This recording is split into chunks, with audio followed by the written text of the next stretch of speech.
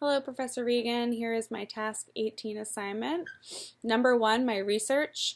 I looked at the post that you provided for me, the Washington Post, that gave me five myths about millennials.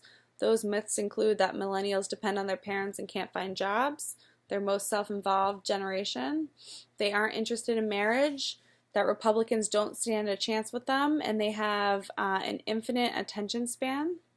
I also looked at the Pew Social Trends comparing millennials to other generations.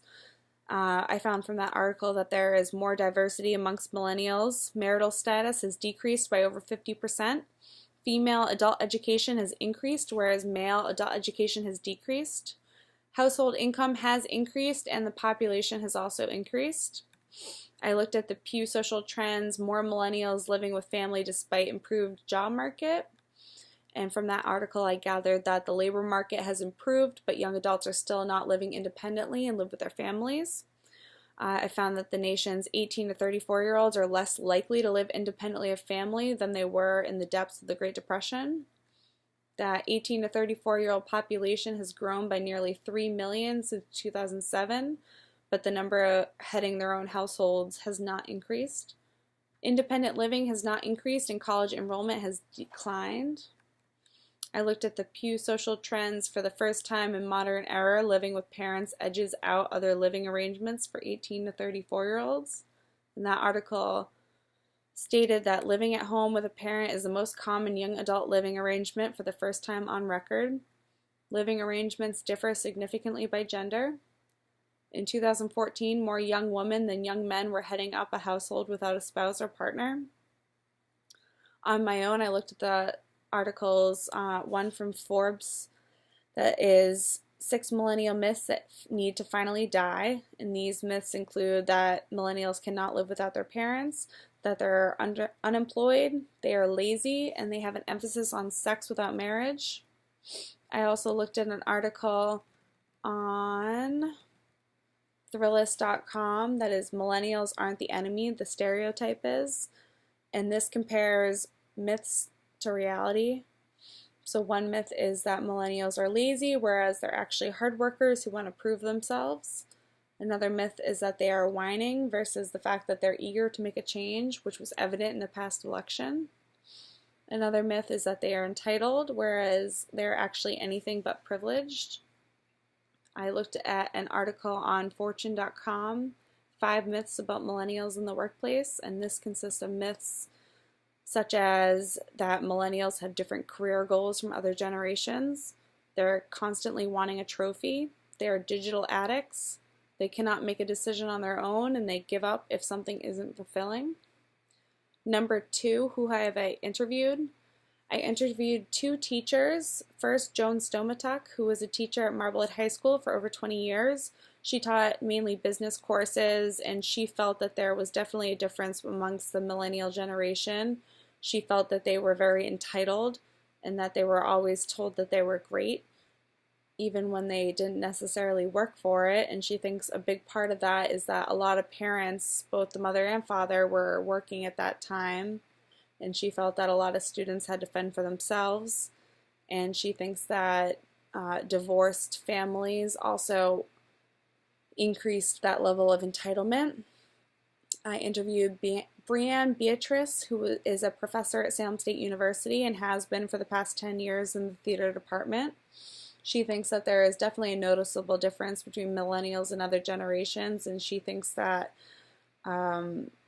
their emphasis on technology is definitely a reason why students suffer from social anxiety and a lack of confidence in their interpersonal skills.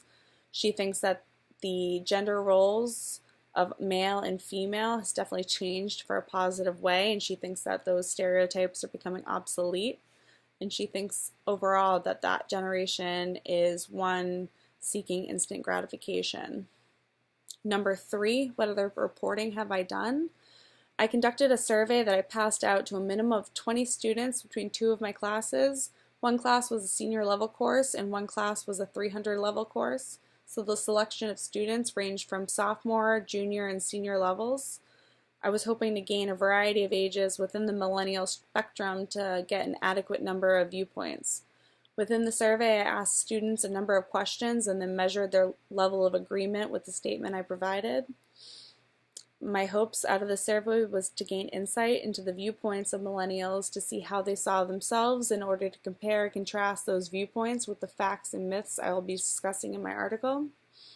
Number 4, the focus of my story is still facts and myths of millennials. I would like to focus on identifying, discussing, and analyzing facts and myths about the millennial generation, and I want to emphasize what exactly those myths are and why the myths are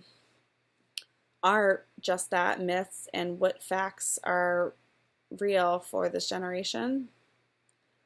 What photos, number 5, have I taken for this article? The photos I've taken so far are photos of students taking the survey, students walking along campus, students in the library, and students engaging in a classroom. I hope to continue to take more photographs so that I have a wide selection to choose from, and I'm hoping to try to photograph students at the bookstore getting their caps and gowns. I also intend on taking photographs at the John Legend event I will be attending on Tuesday night. Number 6, what do you still need to do to finish reporting? In order to finish reporting, I need to combine my personal research with the research I've gathered through researching the internet and information, as well as the articles I've read that were provided me through your links. I've conducted 3 interviews as well as a student survey and have received a remarkable amount of information to sift through and organize. I need to connect the information that I gathered through interviewing and surveying and connect it to the information that I gathered through my online research. By using the information I gathered, I hope to strengthen facts about the millennial generation while discrediting the myths. Number 7, I plan to have my outline ready, completed, and sent to you by next Thursday, Friday at the very latest, in order to receive your feedback on my information before I begin my draft. Number 8, I intend on organizing my draft next Friday. I was hoping that I could get feedback on my outline before creating a more elaborate draft. However, I can always begin the writing process and adjust when necessary.